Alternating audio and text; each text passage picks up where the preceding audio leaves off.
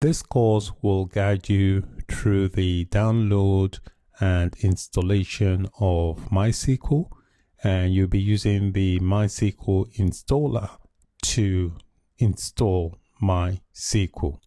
You'll be learning also how to use the MySQL command line client to issue different MySQL commands. You'll be learning about data export and import in MySQL. So you'll learn how to export data from database tables and also to export data from database schemas.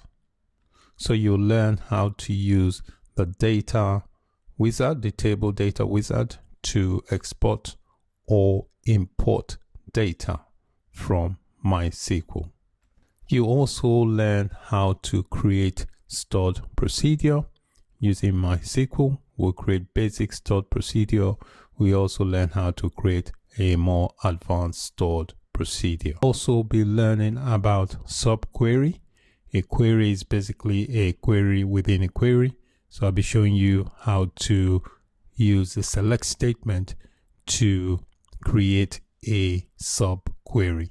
We'll also be looking at nested subqueries as well. You'll learn how to create tables in MySQL.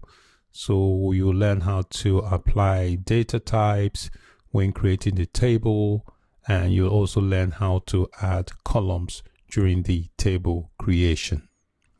You also learn how to administer users and privileges in MySQL.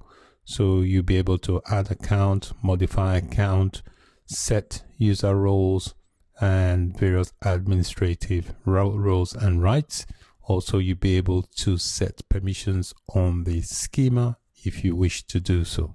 There is so much to learn on this course, and it's going to be a practical hands-on course with lots of examples. So I look forward to welcoming you on the course.